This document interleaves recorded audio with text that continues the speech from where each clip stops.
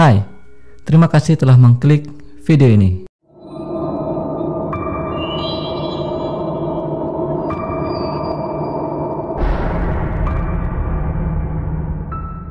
Oke, kali ini gue akan ngebahas tentang lelembut ataupun makhluk halus yang ada di film KKN di Desa Penari. Siapakah dia? Yaps, dia adalah Badara Wuhi. So, kalian pasti sudah familiar nih dengan sosok ini.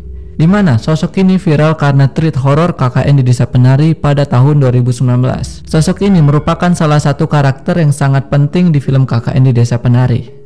Kalian tahu nggak asal usul sosok Badara Wuhi? Maka dari itu, di video kali ini gua akan ngebahas atau menceritakan sosok dari Badara Wuhi. Nah, sebelum gua ngebahas sosok tersebut, jangan lupa subscribe channel ini dan bantu gua untuk tembus 10.000 subscriber. Oke, nggak perlu lama-lama lagi, kita langsung aja ke pembahasannya.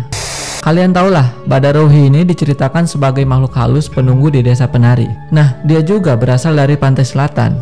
Konon, dia diusir dari kerajaan Pantai Selatan karena merasuki salah satu penari yang bernama Rana Narek di timur Pulau Jawa. Kehidupan sehari-hari dari Rana Narek adalah memimpin suatu desa dan murid dari seorang kesatria di zaman kerajaan Kediri yang dipimpin oleh Prabu Airlangga. Nah, dia bersama dengan 4 murid lainnya melarikan diri nih ketika sang guru ditaklukkan Empu Brada. Nah, singkat cerita, keempat saudara seperguruannya tersebut melarikan diri ke Bali. Sementara Rana Narek bersembunyi di bagian timur Pulau Jawa dan mulai membangun sebuah pemukiman. Nah, di sana pada saat membangun sebuah pemukiman, ada sebuah pelataran yang digunakan Rana Narek dan penduduk desa untuk memuja dewa atau arwah leluhur dengan tarian di desa yang baru bangun tersebut. Rana Narek juga sengaja tidak memperlihatkan kekuatannya untuk menghindari kejaran dari Empu Brada. Dan hidupnya kini hanya digunakan untuk mempelajari lontar yang berisi ilmu kadijayan yang dibawanya ketika kabur. Nah, lontar itu sangat istimewa karena membawanya mempelajari berbagai ilmu kanuragan dan kanujiwan. Ratna Narek mempelajari ilmu tersebut untuk menaklukkan pemimpin lelembut yang ada di hutan-hutan Pulau Jawa. Ratna Narek juga mendapat anugerah awet muda karena lontar tersebut. Kehidupannya mulai terusik nih ketika dia melakukan perjalanan ke Wonokromo yang saat itu memiliki pemimpin lelaki hidung belang. Lelaki hidung belang tersebut ketika melihat kecantikan Rana Narek, sang pemimpin Wonokromo tertarik dan menawarkannya untuk menginap semalam. Tanpa curiga, Ratna Narek pun menerimanya nih.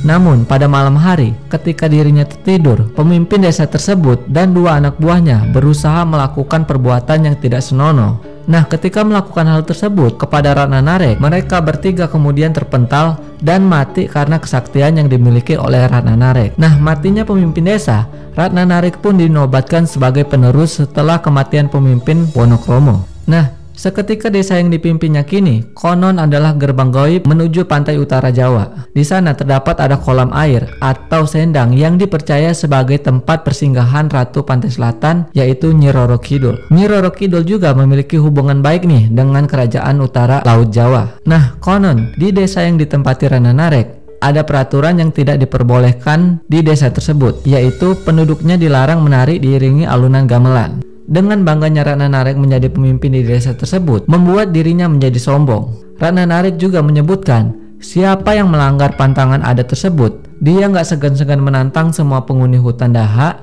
termasuk para penghuni sendang.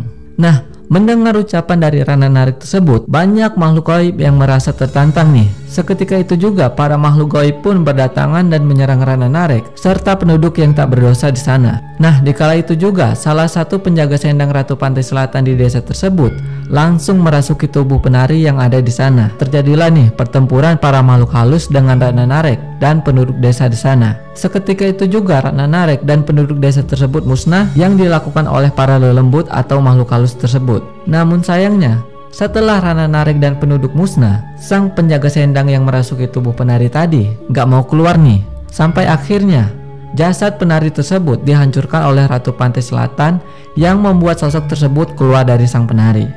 Nah, karena pembangkangannya itu, Ratu Pantai Selatan melucuti beberapa kekuatan dari utusannya tersebut dan tidak lagi menganggapnya sebagai pengikut. Nah, sejak itulah sosok yang merasuki tubuh penari desa itu mulai berkelana tanpa tujuan nih. Nah, kan penjaga sendang tadi itu sudah nggak dianggap pengikutnya Ratu Pantai Selatan nih, tapi dia tetap mengenakan atribut selayaknya pengikut Ratu Pantai Selatan. Tak lama dari perjalanannya, dia akhirnya menemukan tempat tinggal yang nyaman untuk dia huni. Nah, tempat tersebut adalah sebuah wilayah yang mana Nur dan kawan-kawannya menjalankan program KKN. Namun, ketika dia marah akibat ada yang mengotori tempatnya atau melanggar aturan di wilayah kekuasaannya, maka wujudnya akan berubah menjadi setengah badan atas wanita yang memakai mahkota dan bagian tengah ke bawah berbentuk ular. Nah, dialah yang disebut Badarawuhi oleh masyarakat Jawa.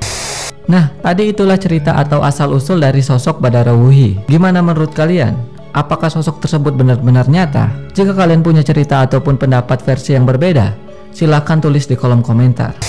Oke, terima kasih yang telah mengklik video ini. Jika kalian suka dengan video ini, kasih gua jempol ke atas. Dan jika kalian tidak suka dengan video ini, kasih gua jempol ke bawah. Gua Aji, sampai bertemu di malam selanjutnya.